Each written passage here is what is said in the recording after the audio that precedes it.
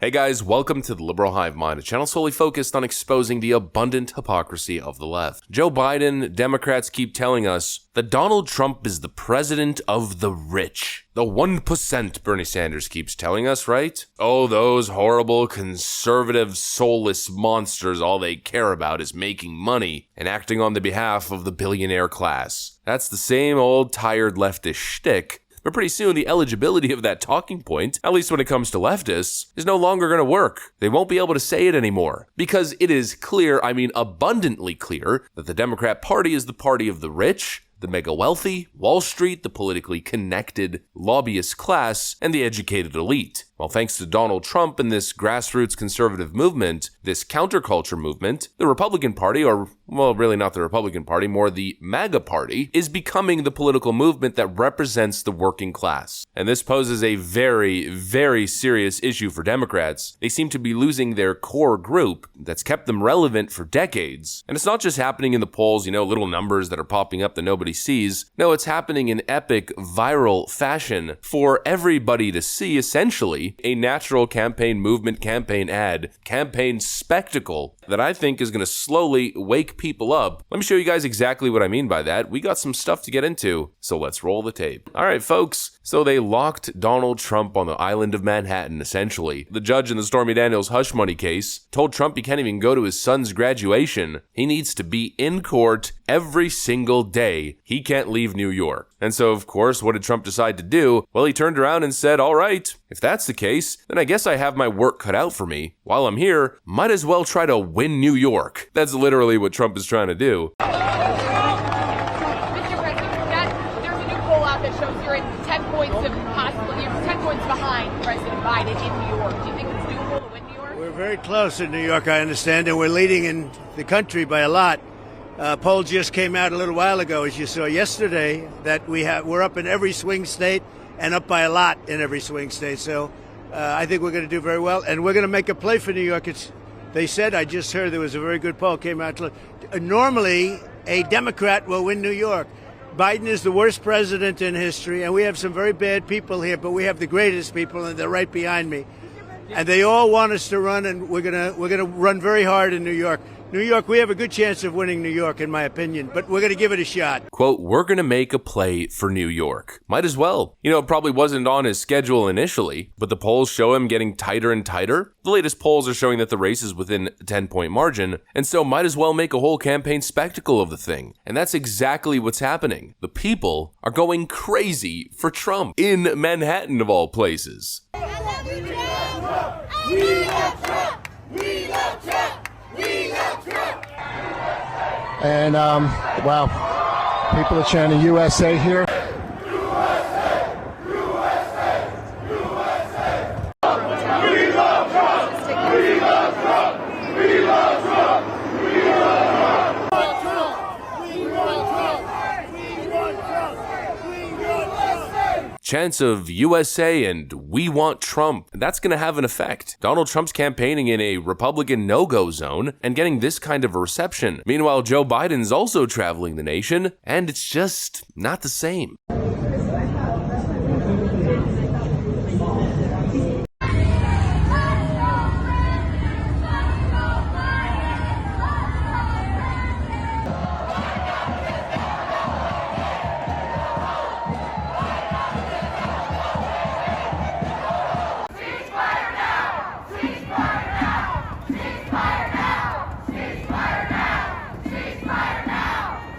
The contrast could not be clearer. Donald Trump has clear grassroots support and Joe Biden does not. And so I guess the question is, where does Joe Biden's strength really come from? Well, in the past, it would be the average person, the blue-collar worker, the union worker. That's no longer the case. Once again, staying in New York, not only are regular folk descending down to the streets to support President Trump, but also union workers and union leaders. Trump cuts Biden's lead in New York to 10 points as Democrat election interference efforts backfire. Union leader says Trump leads Biden among his members by a 3-to-1 ratio. This is absolutely wild.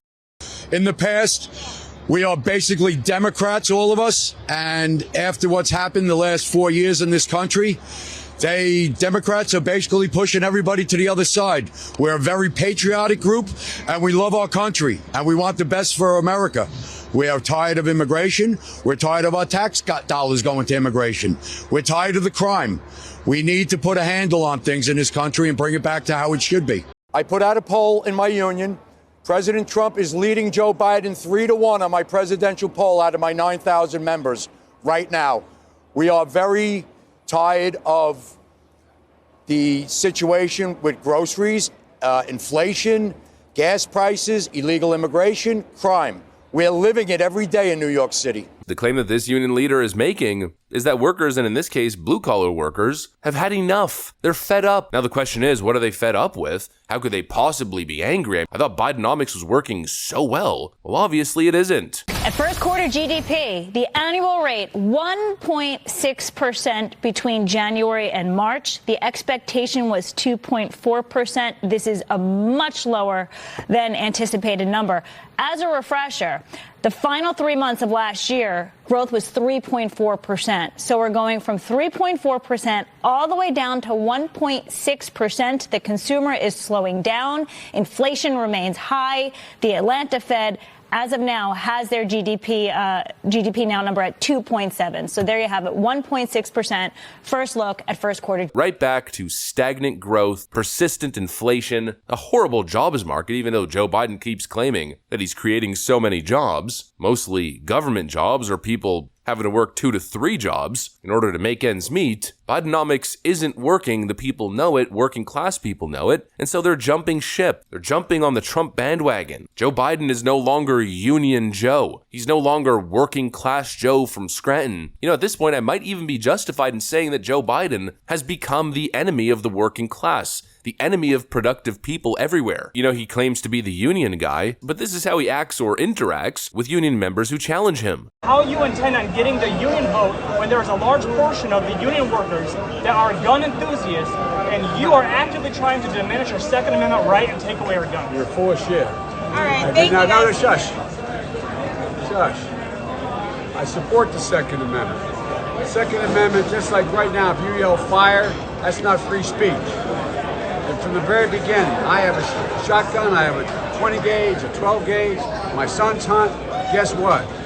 You're not allowed to own any weapon. I'm not taking your gun away at all.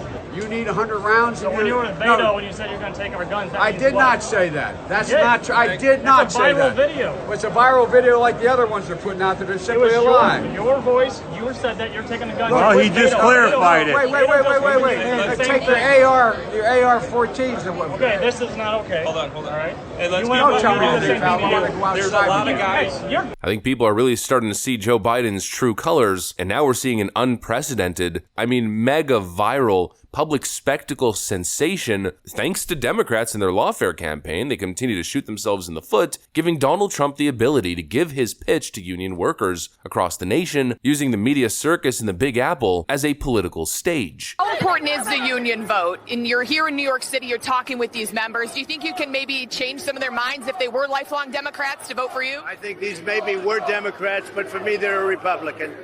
There's not a Democrat in there. These are people. Look at that building. Look what we can do. We built a lot of great buildings in this city with these people. And they've given me great support.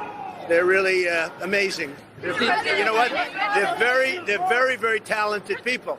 They don't get the credit for it. They have very few people can do what they do. We used to do 3 floors a week in concrete. And it was guys like this that did it. So it's very amazing. In my view, like I keep saying, something is brewing. I think there's something happening beneath the surface that possibly isn't showing up in the polling data. You can just feel it. You can feel the energy. You can feel the shift. Supposedly, according to that union worker, out of 9,000 of his union workers polled, at a ratio of 3-1, those union laborers questioned were staunchly supporting former President Donald Trump. Something's happening, people. Something big is happening. And at this point, I wouldn't even be surprised if New York City continues to get closer and closer in the polls. In recent history, Democrats win by 20-plus points in the state. Well, that lead's been cut in half, and that's only hypothetical. We might be witnessing a massive political shift, the likes of which hasn't been seen in generations. Now, of course, that might be a little bit of a pipe dream, but either way, it doesn't even matter. The point is, everybody is paying attention to what's going on in New York, and the optics are absolutely fantastic for the former president. That's what I got for you guys on this one. Hopefully you enjoyed the video. If you did, make sure to leave a like and possibly subscribe. Thanks for watching, and I'll see you on the next one.